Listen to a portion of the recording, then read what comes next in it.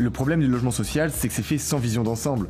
Les projets sortent de terre au petit bonheur à chance. Ah mais tu te trompes, le logement social s'intègre dans la politique d'aménagement des villes. Tu parles et il n'y a absolument aucune anticipation en la matière.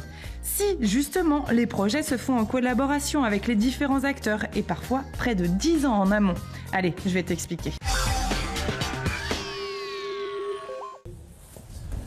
Alors vous êtes ici au cœur des bassins à flot en pleine réalisation, avec la base sous-marine comme point historique et tous les îlots de logement qui sont en train de sortir de terre avec toutes les grues. Ici, à terme, ce sont plus de 5000 logements qui verront le jour. Entre Bacalan et les Chartrons, un nouveau quartier est en train de naître. En termes d'aménagement, cette maquette permet de réaliser comment l'urbanisme façonne la ville. Bien évidemment, une nouvelle circulation, l'avenue Lucien Faure complètement réhabilitée, le pont Chaban-Delmas créé qui relie avec la rive droite et la liaison avec la rocade que l'on retrouve par la Tulle. Une circulation mise en place sur le long terme. Le pont Chaban-Delmas, par exemple, a été inauguré en mars 2013 en vue de ce nouveau quartier. Une anticipation partagée par les bailleurs sociaux. Domo France, notamment, acquiert du foncier dans ce secteur depuis 2008. Cette société HLM propose 1000 logements dans la zone. Nous sommes un acteur important dans la réalisation de la ville de demain. La demande sociale est importante. C'est une réalité économique dans une situation difficile pour la plupart de nos concitoyens. Donc nous avons un rôle qui s'est accru de par la situation de crise que connaît la France. Un rôle accru relayé par le partenariat avec les collectivités locales.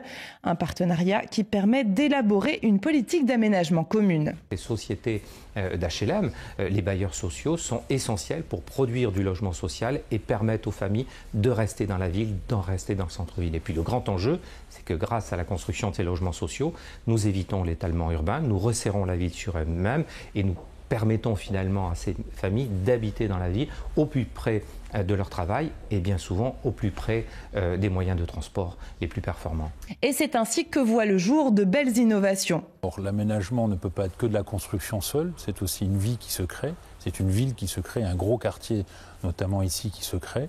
Le développement durable en est une clé de la réussite et dans ce développement durable il y avait l'énergie. L'énergie ça passait par le réseau de chaleur entre autres. Mixité sociale, innovation, possibilité d'accéder à la propriété. Certains habitants ont déjà pris possession des lieux. La majeure partie arrivera quant à elle en 2016.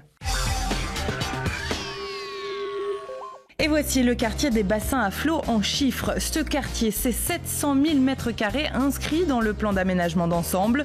Plus de 5000 logements sont prévus. Dans le secteur, un réseau de chaleur fonctionne avec 70% d'énergie renouvelable. Avec les opérations de Brazza et de Bastide-Niel, ces projets permettent d'anticiper l'arrivée de 10 à 15 000 habitants par an. Pour faire face à cet afflux, 8000 logements sont nécessaires chaque année sur la métropole.